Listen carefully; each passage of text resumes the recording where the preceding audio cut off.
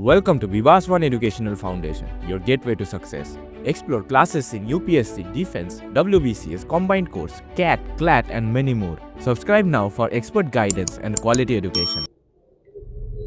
नमस्कार दोस्तों, NDA PY की सीरीज के पहले लेक्चर में आप सभी का स्वागत है।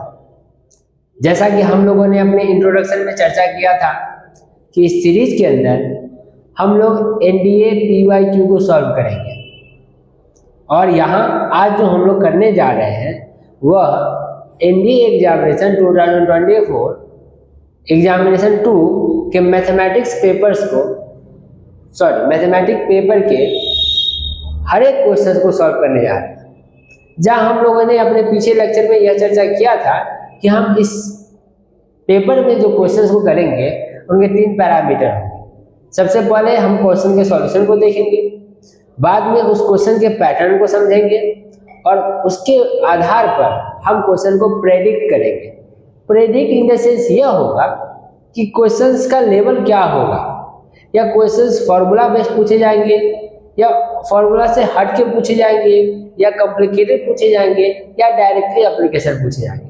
तो हम इस पर ये चर्चा करेंगे और आशा करता हूँ कि आप सभी इन्हें बहुत अच्छे से समझ भी पाएंगे। लेकिन इसके लिए आप लोग से हमें एक बहुत ही जरूरी चीज मांगनी है, वो है डेडिकेशन।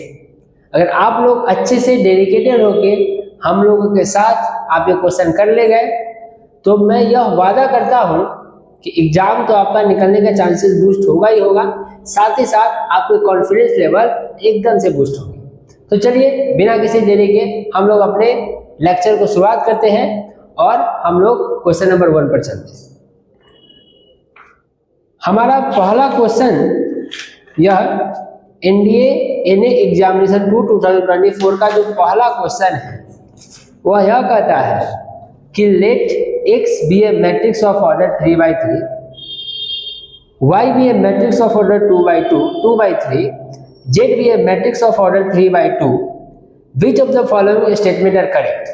तो अकॉर्डिंग टू क्वेश्चन अगर हमें देखें तो इस क्वेश्चन के अकॉर्डिंग यह कहा जाता है कि x अपने पास जो मैट्रिक्स है उसका ऑर्डर है 3/3, y मैट्रिक्स जो है अपने पास वो ऑर्डर है 2/3 और जो z मैट्रिक्स है उस मैट्रिक्स का ऑर्डर अपने पास है 3/2। तो इस बेसिस पर अपने पास कुछ स्टेटमेंट है, उन्हें हमें देखना है कि कौन सा स्टेटमेंट सही है कौन सा स्टेटमेंट सही नहीं है। स्टेटमेंट पहला यह कहता है कि zy मल्टीप्लाई x या zyx, अगर हम देखें स्टेटमेंट फर्स्ट स्टेटमेंट की, अगर हम फर्स्ट स्टेटमेंट की चर्चा करें तो इसके स्टेटमेंट है zyx is defined and is a square matrix of order 3/3। यह स्क्वायर मैट्रिक्स होगा ऑर्डर 3/3 का। मतलब अगर हम zyx की चर्चा करें तो यह डिफाइन तो होगी, साथ ही साथ यह एक स्क्वायर मैट्रिक्स भी होगी 3/3। स्टेटमेंट 2 अपना जो स्टेटमेंट है that is yxz is defined and is a square matrix of 2/2। Order 2 का स्क्वायर मैट्रिक्स का मतलब 2/2। और जो थर्ड स्टेटमेंट है वह ये है कि xyz is not defined। तो सबसे पहले हम यह क्राइटेरिया जानते हैं कि किसी भी दो मैट्रिक्स का मल्टीप्लिकेशन कब डिफाइंड होगा कब डिफाइंड नहीं होगा। उसके लिए हमें सबसे पहले यह देखना पड़ेगा कि अगर हमें किसी भी मैट्रिक्स के मल्टीप्लिकेशन डिफाइन करना है तो हमें सबसे पहले उसके ऑर्डर चेक करनी पड़ती है। जैसे हमने यह देखा कि zy, तो z और y का ऑर्डर को अगर हम देखें तो z की ऑर्डर हम सबसे पहले लिखेंगे 3/2 और y के ऑर्डर को हम लिखेंगे 2/3। और अगर फर्स्ट वाला का कॉलम दूसरे वाला की रो के इक्वल है इसका मतलब यह स्टेटमेंट डिफाइन करती है। तो अकॉर्डिंग टू फर्स्ट स्टेटमेंट कि यह जो जेड वाई मैट्रिक्स है वह डिफाइन करती है।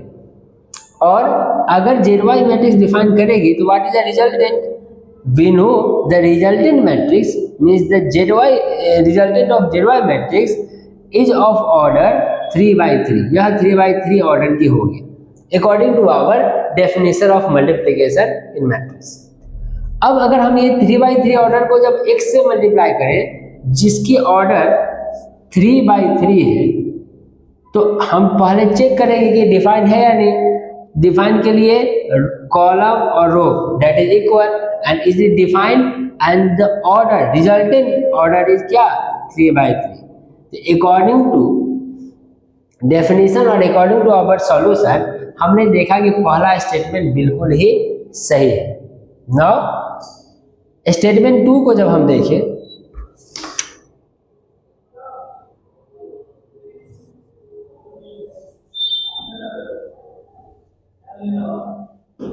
स्टेटमेंट 2 को हम जब देखें तो हम यहाँ देखेंगे कि सबसे पहले हमें ब्रैकेट का काम अकॉर्डिंग टू बोर्ड मास तो xz के बारे में चर्चा करना है।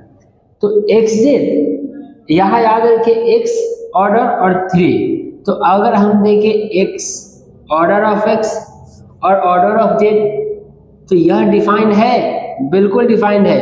क्या? इसका ऑर्डर 3, इसका order 3 means column is equal to row और यह जो मैट्रिक्स की ऑर्डर होगी वह 3/2। तो यह क्या होगी? यह डिफाइंड होगी।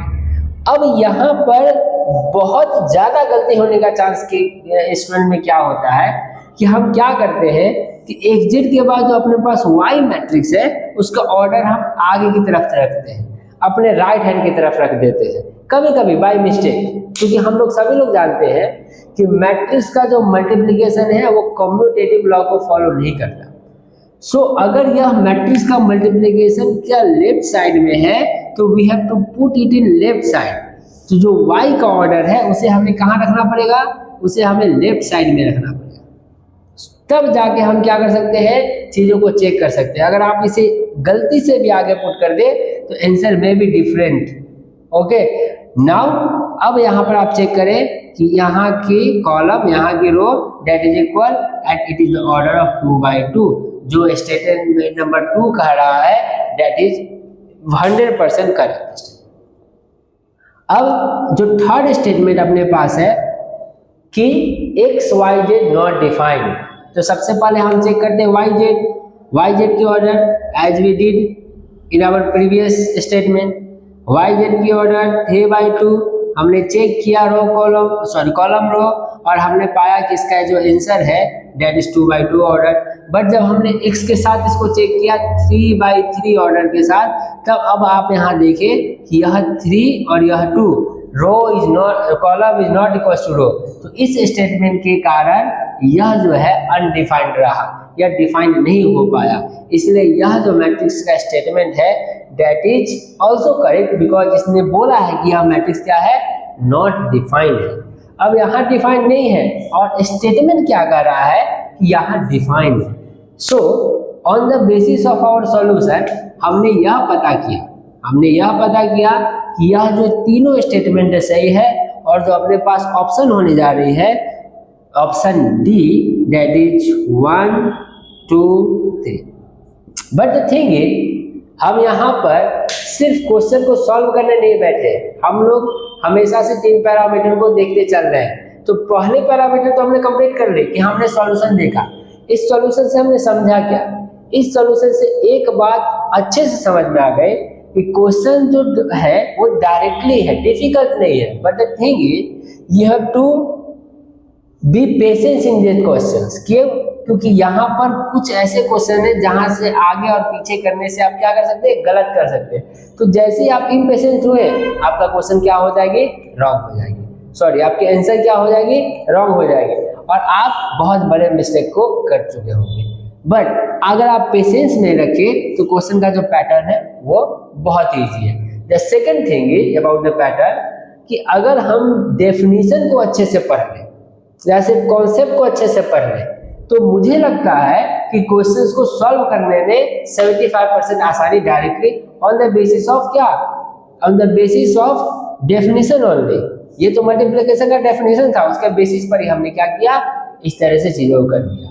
तो हमने जब दो पैरामीटर को देखा तो हम थर्ड पैरामीटर को देखेंगे कि इस तरह से क्या प्रेडिक्ट कर सकते हैं। उससे यह प्रेडिक्ट कर सकते हैं कि जो भी डेफिनेशंस हो, मैट्रिक्स का डेफिनेशंस हो या अलजेब्रा में जो भी डेफिनेशंस हो, उनको बहुत अच्छे से कंप्लीट करके जाएंगे। उससे क्या होगा कि उससे चीज़ें हमें थोड़ी सी आसान हो जाएगी। चलिए, तो मुझे उम्मीद है कि यह क्वेश्चन आप लोगों को बढ़िया तरीके से समझ में आया होगा। अब जो है हम लोग अपने नेक्स्ट क्वेश्चन की तरफ चलते हैं। क्वेश्चन नंबर 2,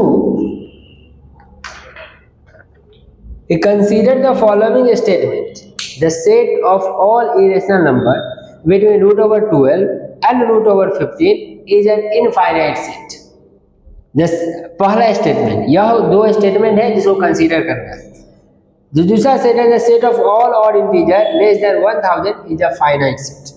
अब यहाँ ध्यान दें, क्वेश्चन को जब भी पढ़ने के साथ हमने यह कहा था कि उस क्वेश्चन के पैटर्न के साथ साथ हम लोग चैप्टर पर भी डिस्कस कर लेंगे कि यह जो क्वेश्चन है किस चैप्टर के बेसिस पर आ रहा है। तो जो सेकेंड नंबर को, जो फर्स्ट नंबर दिखा वो तो डायरेक्टली मैट्रिक्स, जो सेकेंड नंबर क्वेश्चन अपने पास है वह हमें लगता है नंबर सिस्टम के बेसिस पर। क्यों? क्योंकि यह क्वेश्चन पूछ रहा है कि एक set of all irrational number चाहिए किसके बीच में, √12 एंड √15 के बीच में आपके पास जितने भी इरेशनल नंबर है उनका सेट बनाना है।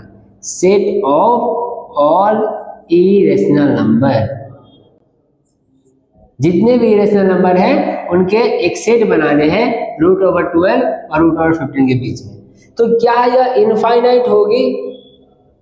तो हमारा आंसर बिल्कुल हाँ होगा, क्योंकि किसी भी दो पॉइंट के बीच इनफाइनाइट नंबर्स होते हैं, whether it is rational whether it is irrational. कोई भी नंबर इनफाइनाइट नंबर अपने पास होती है। Now the second one is the set of all odd integer less than 1000 is a finite set. Statement 2 के अनुसार यह बोल रहा है कि कोई भी एक सेट बनाते हैं जिसके अंदर हम इंटीजर्स को रखते हैं 1000 से कम, 1000 से कम के जितने भी इंटीजर्स हैं उनको अगर हम इस सेट के अंदर में रखें तो वह एक फाइनाइट सेट होगी, जो कि बिल्कुल ही गलत स्टेटमेंट है। क्योंकि अगर हम इंटीजर की बात करें तो इंटीजर पॉजिटिव डायरेक्शन में भी जाता है, नेगेटिव में भी जाता है।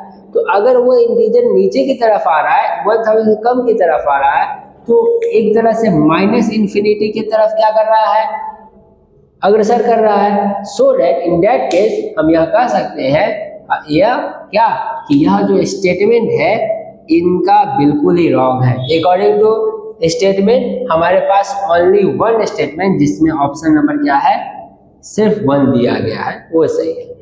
तो अगर हम इस क्वेश्चन को देखें तो सॉल्यूशन तो हमने देखा और हमें पेन भी करके उठाने की जरूरत नहीं पड़ी। तो अगर मैं बार बार यह रिपीट कर रहा हूं कि अगर हम यह कोशिश करें कि ज़्यादा से ज़्यादा डेफिनेशन और कॉन्सेप्ट को पढ़ लें, क्योंकि जनरली ये ऐसा देखा जाता है कि जब भी हम किसी कॉम्पिटिटिव एग्जामिनेशन की तैयारी करने आते हैं, ज़्यादातर बच्चों में एक्सेप्शन हो सकते हैं कि वह जो है हमेशा वो हड़बड़ी में होते हैं या क्वेश्चन बनाने के चक्कर में होते हैं। वो चाहते हैं जल्दी से जल्दी क्वेश्चंस कंप्लीट कर ले, या हमें क्वेश्चन दे दिया जाए, हमें कॉन्सेप्ट से क्या मतलब है। बट द थिंग इज, आपने अभी जस्ट देखा कि if you know the concept, आपने दो क्वेश्चन को ऐसे ही रख दिया बिना किसी सॉल्व किए हुए, बिना किसी पेन को टच किए हुए, आपने दो क्वेश्चन को एज इट इज सॉल्व कर दिया if you no only the definition और कॉन्सेप्ट। सो आप लोग इन पैरामीटर्स को, ये जो हमारा सीरीज है यह उसी के बेसिस के लिए है, यह उनके लिए है जो क्वेश्चन को सॉल्व नहीं करना चाहते हैं।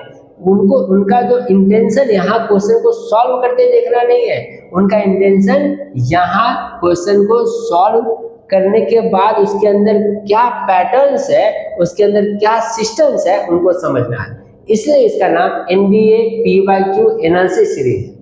हम लोग PYQ को एनालिसिस करेंगे, चाहे हम एक ही PYQ को करें, बट हम लोग एनालिसिस करेंगे। चलिए, तो हम लोग चलते हैं तीसरे क्वेश्चन की तरफ।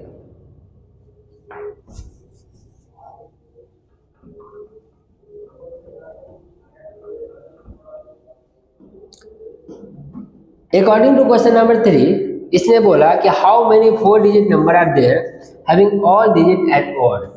बहुत ही आसान क्वेश्चन है बट थोड़ा सा ट्रिकी है। बोला गया स्टेटमेंट है कि how many odd digit 4 digit number are there having all digit odd. तो सबसे पहला स्टेटमेंट तो यह है कि कितने डिजिट होने चाहिए, 4 डिजिट होने चाहिए। और दूसरा स्टेटमेंट यह है कि 4 डिजिट ऑल डिजिट्स आर, जितने भी डिजिट्स हैं क्या होने चाहिए, ऑड होने चाहिए।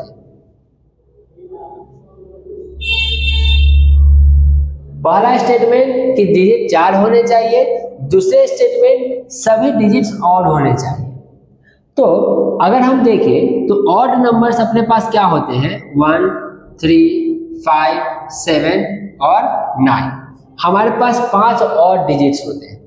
साथ तो अगर हम इस यहाँ पर ऐसे ध्यान दें तो यहाँ पर अपने पास कितना ऑप्शन है रखने का, 5 ऑड डिजिट्स रखने का ऑप्शन है। अब इसमें कितने डिजिट है, 5। तो हम लोग क्वेश्चन पूछेंगे एक यहाँ रिपीटेशन अलाउ है या नहीं है। तो हमेशा याद रखिए कि जब आपको रिपीटेशन से रिलेटेड कोई भी टॉपिक नहीं दिया हो, कोई स्टेटमेंट नहीं दिया हो, उस समय नंबर के केस में वी ऑलवेज अलाउ रिपीटेशन।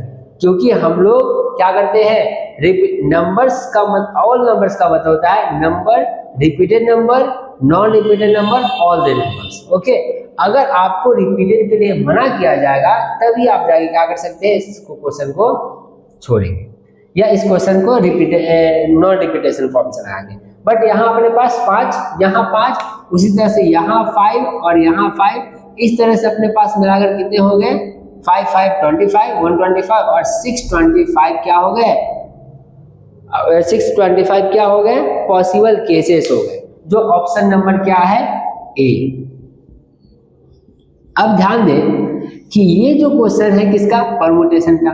नहीं, क्या हमने इसमें कुछ परमुटेशन के कॉन्सेप्ट मतलब फॉर्मूलाज को लगाया, only knowing the basic pattern. जहां हम लोगों ने सिर्फ बेसिक पैटर्न परमुटेशन का हम लोगों ने बस यूज किया, हमारे पास क्वेश्चन सॉल्व हो गया। ये मैं आपसे बार बार रिपीट करते जा रहा हूँ कि फिर you know the basic pattern, basic definition of the question, तो हम लोग चीजों को क्या कर सकते हैं, अच्छे से कनेक्ट कर सकते हैं और बहुत सारे क्वेश्चन को हम लोग कंप्लीट कर सकते हैं। मैं ऐसा तो बिल्कुल नहीं बोल रहा हूँ कि सब क्वेश्चन को डेफिनेशन हो जाएगा, बट ठीक है, अगर हमने 2 क्वेश्चन भी डेफिनेशन के बेसिस पर कर लिया, कॉन्सेप्ट के बेसिस पर कर लिया, दैट्स इट। ओके, चलिए इसमें एक और क्वेश्चन मैं इंक्लूड करता हूँ कि अगर मुझे इस जगह पर ये बोला जाता कि ऑल डिजिट्स आर इवन, अगर मुझे ये बोला था क्या कब क्या आंसर होते, तो ध्यान दें इवन नंबर जनरली हम लोग 0, 2, 4, 6, 8 हम लोग क्या करते हैं, 0, 2, 4, 6, 8 को 0 कंसीडर करते हैं इवन नंबर। अब याद करें कि जो फर्स्ट डिजिट है वह 0 पुट नहीं किया जा सकता। Why? Because if we put 0 here, this number become a 3 digit number, right? If we put digit 0 means there is no value of 0 before the number, then this become a 3 digit number. Now it is not considered as a 4 digit number, so we have to put here, we have to put only 2, 4, 6, 8 here in the place, in the first place. तो हमने क्या किया, यहाँ देखा कि 2, 4, 6, 8 क्या किया हमने, पहले प्लेस पर कितना ऑप्शन अपने पास है, 4, मतलब हम पहले प्लेस पर ओनली 4 ऑप्शन रख सकते थे 2, 4, 6, 8 से। बट जब हम दूसरे पोजीशन पर आए, नाउ वी कैन प्लेस 0 है, अब हम 0 प्लेस कर सकते हैं, क्योंकि अब यहाँ 0 के होने से नहीं होने से कोई दिक्कत नहीं है, that is a valid case. Okay, तो यहाँ अपने पास 5, नाउ हियर 5 और here 5, now the system is change, 5 4 जा 20 और 25, 5 5 जा 25 और 5 4 जा 20, तो 20 मल्टीप्लाई 25 दैट बिकम 500। हमारे पास 500 पॉसिबल केस होंगे। अभी आपने जस्ट क्या देखा, on the basic concept, on the basis of your basic concept and basic definition you can do many questions in NDA or in any examination, not especially in NDA, in CDS also, in SSC also, in bank also, in any type of examination. UPSC all basis on concept and definition, but in one day examination also, अगर हम कितने की बात करें तो वो क्या करते हैं, वह यही गलती करते हैं, खासकर जो वन डे एग्जामिनेशन के स्टूडेंट होते हैं उनकी सबसे बड़ी गलती डेफिनेशन और कॉन्सेप्ट को छोड़ के जाना होता है। अगर हम डेफिनेशन और कॉन्सेप्ट को तेजी से अच्छे से करते चले तो अकॉर्डिंग टू मी ऑल्सो और according to analysis of very great peoples, उनके बेसिस पर हम बहुत से क्वेश्चन को डायरेक्टली कनेक्ट कर सकते हैं। तो चलिए हम लोग अब अपने नेक्स्ट क्वेश्चन की तरफ बढ़ते हैं, क्वेश्चन नंबर 4। अब अपने पास जो नेक्स्ट क्वेश्चन है वो है ओमेगा का बेसिस पर। If omega is not equal to 1 is a cube root of unity, then what is the 1 plus omega minus omega square to the power 100 plus 1 minus omega plus omega square to the power 100 equals to। अब इस question के according अगर हम देखें तो सबसे पहला statement क्या है, जो omega is not equal to 1, और यहाँ पर क्वेश्चन पूछा गया है 1 plus omega minus omega square to the power 100 plus 1 minus omega plus omega square to the power 100। इसका आंसर हम लोग के पास क्या किया गया है, पूछा गया है। अब अगर ध्यान दें यहाँ पे तो हमारे पास ओमेगा से रिलेटेड एक फॉर्मूला है, हम जनरली इस फॉर्मूला को राइट डाउन करते हैं। हम लोग अपने इसके बेसिक क्लास में इसके डिटेल्स पर चर्चा करेंगे, because here we are here for PYQ analysis. So according to my opinion मैं ये सोच रहा हूँ कि आप लोग को कुछ बेसिक कॉन्सेप्ट कंप्लीट होगा। अगर नहीं है तो हम लोग जो सीरीज अपने निकालने जा रहे हैं बेसिक कॉन्सेप्ट की सीरीज को, आप उसे जरूर देखें, जिससे कि आपको ये सब बातें क्लियर हो। 1 plus omega square is equal to 0, omega to the power 3n that is equals to 1, omega to the power 3n plus 1 is equals to omega to the power 3n plus 2 that is equals to omega square. अभी और भी अपने पास concept है, but मैंने कुछ concept को ही लिखा है। अब एक सिंपल बेसिस से, इस बेसिस से हम क्वेश्चन को क्या करेंगे, तोड़ेंगे। अब याद रखें कि यहाँ पर अपने पास 3 टर्म है। ध्यान दें, बहुत प्यार से ध्यान दें, तब जाके क्वेश्चन ज्यादा अच्छे से आप समझ सकेंगे। यहाँ पर अपने पास 3 टर्म है, यहाँ भी 3 टर्म है, इसका पावर 100 है। तो क्यों ना हम ऐसा करें कि अगर हम इस form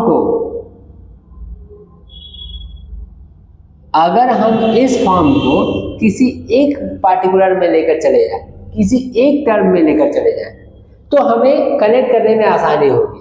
the same case apply here कि अगर हम इस 3 टर्म को किसी एक टर्म में लेकर चले जाए तो हमें चीजें आसानी होगी। तो अगर हम इस फॉर्मूला की बात करें 1 plus omega square is equal to 0, और अगर हम यहाँ 1 प्लस ओमेगा के हिसाब से देखें तो 1 plus omega is equal to minus omega square. तो अगर हम इस 1 प्लस ओमेगा के जगह माइनस ओमेगा स्क्वायर पुट करते हैं तो हमारे जो ये पूरे टर्म्स है वो एक टर्म में बदल जाएंगे। क्या हम कर सकते हैं? तो जी हाँ, बिल्कुल कर सकते हैं। तो 1 प्लस ओमेगा की जगह हम लोग क्या करेंगे, माइनस ओमेगा स्क्वायर को पुट करेंगे, माइनस ओमेगा स्क्वायर, और ये वाला part minus omega square already पहले था टू द पावर 100। अब हम यहाँ इस क्वेश्चन में देखें तो अगर हमें चाहिए एक टर्म, ओनली 1 टर्म, तो हम यहाँ ये अप्लाई कर सकते थे कि जैसे मैंने लिखा 1 plus omega square is equal to 0। तो what is the value of omega square, मैंने उसको उधर कर दिया, तो दैट बिकम -1 माइनस ओमेगा। तो जब अगर हम इस पार्ट को -1 माइनस ओमेगा को पुट करें तो -1 तो +1 से कट जाएगी। जैसे मैं पुट करके दिखाता हूँ, तो 1 माइनस ओमेगा, और जब मैंने ओमेगा की जगह -1 माइनस ओमेगा किया ओमेगा स्क्वायर की जगह, तो ये -1 +1 तो कट गई। फिर अपने पास क्या हुआ, सिर्फ ओमेगा का टर्म मिल गया। यहाँ -2 omega square to the power 100, और यहाँ अपने पास क्या हुआ, -2 ओमेगा टू द पावर 100। अब हमें ज्यादा चीज क्लियर हुई क्यों हमने ऐसा काम किया। हमने किसी रूल्स के अकॉर्डिंग नहीं किया, हमने चीजों को आसान बनाने के लिए किया। क्योंकि अगर हमारे पास 2 टर्म्स होता तो उसके पावर 100 निकालना बहुत ही डिफिकल्ट फेस है। नाउ अब -2 टू दी पावर 100 को हम 2 टू दी पावर 100 लिख सकते हैं, और ओमेगा स्क्वायर को हम क्या कर सकते हैं, omega to the power 200। Okay, और यहाँ भी हम सेम 2 टू दी पावर 100 और ओमेगा स्क्वायर को हम लोग क्या करेंगे, omega to the power 100, because यहाँ ओमेगा स्क्वायर थे और यहाँ ओमेगा थे। अब 2 टू दी पावर 100 अगर कॉमन ले, या हम इस तरह से डायरेक्टली भी हम लोग कर सकते हैं कि 200 को 3 के फॉर्म में हम क्या करते हैं, मैचअप करते हैं कि 200 को जब हम 3 के फॉर्म में एक्सप्रेस करते हैं तो 3 से 18, ठीक। तो अपने पास क्या बचेगी कि 66 मल्टीप्लाई 3 प्लस 2।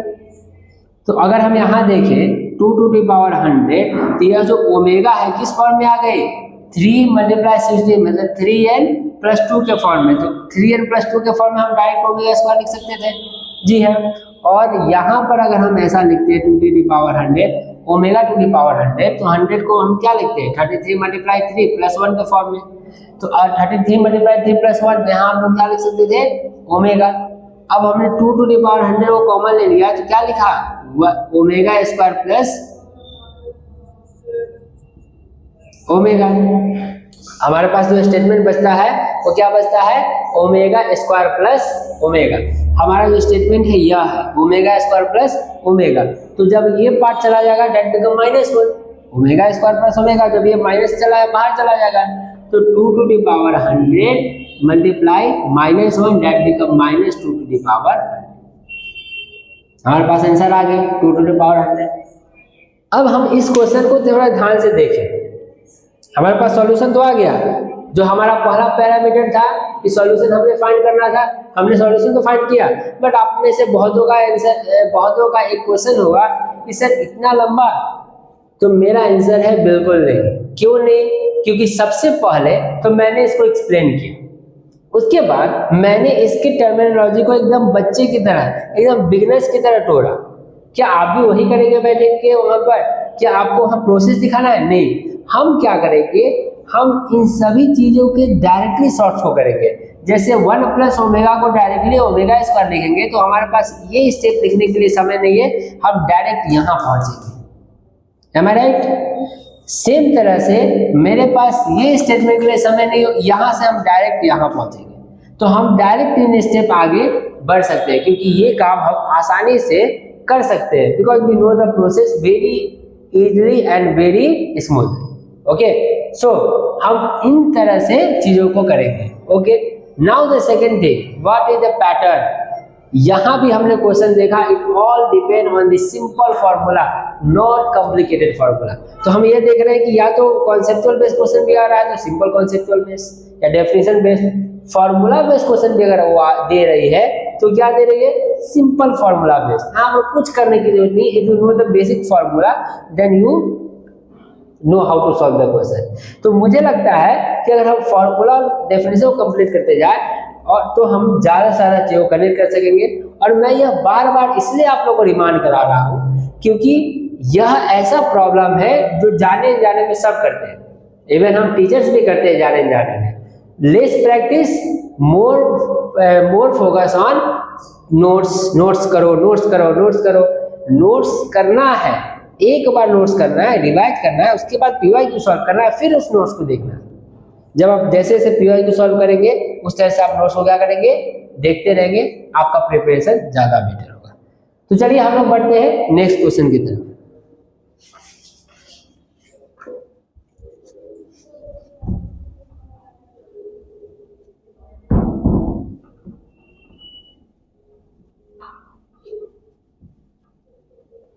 तो अपने पास नेक्स्ट क्वेश्चन जो है क्वेश्चन नंबर 5, और यह क्वेश्चन आज इस लेक्चर का लास्ट क्वेश्चन है। हम एक लेक्चर में बस 5 क्वेश्चन करेंगे, उस क्वेश्चन के पैटर्न को समझेंगे, उस क्वेश्चन से प्रेडिक्ट करेंगे, और उसके बाद हम लोग कंक्लूजन लेकर फिर अगले लेक्चर में बातों को रखेंगे। तो 5 नंबर क्वेश्चन कहता है कि let A and B be 2 square matrices of same order, if A and B is a null matrix then which of the following is correct. Question के अकॉर्डिंग यह कहा जा रहा है कि ए और बी हम मानते हैं कि 2 स्क्वायर मैट्रिक्स है, यह भी एक मैट्रिक्स है और यह भी एक मैट्रिक्स है, 2 स्क्वायर मैट्रिक्स है। और बोला गया ए और बी एक नल मैट्रिक्स है। नल मैट्रिक्स में जीरो मैट्रिक्स, तो क्या यह इसमें कौन से कंडीशन को फॉलो करेगा? तो क्वेश्चन नंबर 1 है कि both A and B are null matrix, that is completely wrong, कि दो नल मैट्रिक्स का प्रोडक्ट कभी नल मैट्रिक्स नहीं हो सकता है, that is another level thing, तो ऐसा एकदम ही नहीं हो सकता। फिर इधर ए और बी नल मैट्रिक्स, ऐसा भी नहीं होगा। State option A both null matrix होना चाहिए, एकदम गलत। इधर नहीं, क्योंकि ऐसा कोई स्टेटमेंट नहीं है। Option C B is a null matrix if A is a non singular matrix. यहाँ हम लोग एक बार लिख देंगे बी एक नल मैट्रिक्स है कब? जब ए नॉन सिंगुलर मैट्रिक्स। यहाँ ध्यान दे, ए जब नॉन सिंगुलर मैट्रिक्स है तो क्या बी जो होगा एक नल मैट्रिक्स होगा? अभी हम इसको एक बार रखते हैं समझने के लिए। लास्ट बोला गया both A and B are singular matrices, जो ऐसा ऑप्शन में कहीं कहा गया नहीं। तो ध्यान दें कि यहाँ के स्टेटमेंट के अनुसार आप देखें तो इन कंडीशंस को सी एप्रोप्रिएट फॉलो करा है, क्योंकि स्टेटमेंट के अकॉर्डिंग इन दोनों में से कोई एक जो होंगे वह सिंगुलर मैट्रिक्स होने चाहिए। इन दोनों में से सिंगुलर मैट्रिक्स होने चाहिए, किसके? नल मैट्रिक्स के लिए क्या होने चाहिए? सिंगुलर मैट्रिक्स होने चाहिए। एंड द थिंग इज, यहाँ इस ऑप्शन में से ऐसा कोई ऑप्शन नहीं है जहां पर ये स्टेटमेंट को दर्शाए कि one of the singular matrix. तो ऑप्शन सी आप ध्यान से पढ़ें तो बोला गया है कि B is a null matrix वे कब? जब ए नॉन सिंगुलर मैट्रिक्स है। इसका मतलब कि अगर एक कोई नॉन सिंगुलर मैट्रिक्स है तो दूसरा नल मैट्रिक्स होगा, तभी दूसरा स्टेटमेंट क्या होगा? नल मैट्रिक्स होगा। अदरवाइज आप इस स्टेटमेंट को ए को या बी को या सी को और डी को, अगर आप ए को भी बोले ये भी सही हो सकता है, क्योंकि अकॉर्डिंग टू क्वेश्चन ए तो नल मैट्रिक्स होने से भी हो जाएगा। बट द थिंग इज, हमारे पास सिंगुलर मैट्रिक्स होने से अगर सिंगुलर मैट्रिक्स एक भी हो तो नल मैट्रिक्स होने का चांसेस है। बट यहाँ पर क्या है, यहाँ के अकॉर्डिंग हमें ये स्टेटमेंट एप्रोप्रिएट नहीं लगा। कौन सा? A B both are null matrix और इधर आर नल मैट्रिक्स, क्योंकि अगर दोनों नल मैट्रिक्स नहीं है और दोनों में से एक भी सिंगुलर है तो क्या हुआ? वो नहीं हो पाएगा। So the appropriate answer is see here, क्योंकि इसने आंसर अपने जो डेफिनेशन को या अपने जो कॉन्सेप्ट को क्या किया, थोड़े से अलग वर्ड में बताया। तो इसका पैटर्न देखकर क्या समझ में आया? जो आप कॉन्सेप्ट पढ़ रहे हैं उसी कॉन्सेप्ट को जब पैटर्न चेंज कर दिया गया, वहां पर क्या हुआ? अपने पास आंसर आया। सो इस क्वेश्चन को देखते हुए हमें एक बात और दिमाग में रखनी है कि क्वेश्चन को पढ़ते समय थोड़ा सा कंसंट्रेशन पावर को क्या रखे? हाई रखे। अगर आपने कंसंट्रेशन पावर खोया तो आपने क्वेश्चन भी खोया। इसलिए थोड़े से कंसंट्रेशन पावर को हाई रखें। और आशा करता हूं कि आज का जो ये लेक्चर है, आशा करता हूं कि आज का जो यह लेक्चर है आप लोगों को अच्छे से समझ में आया होगा और मैं जो चाहता हूं आपको ये समझा पाया हूं। ठीक है, फिर भी अगर आपको कोई डाउट हो तो हमारे नंबर पर कॉल करें, कमेंट करें। ठीक है, और आप इस सीरीज को क्या करें? अच्छे से देखें, और देखना ही नहीं है, एंजॉय भी करें। चलिए मिलते हैं नए क्लास में। धन्यवाद। Thank you for learning with Vivas One Educational Foundation. For contents like this, follow us on Facebook and Instagram today.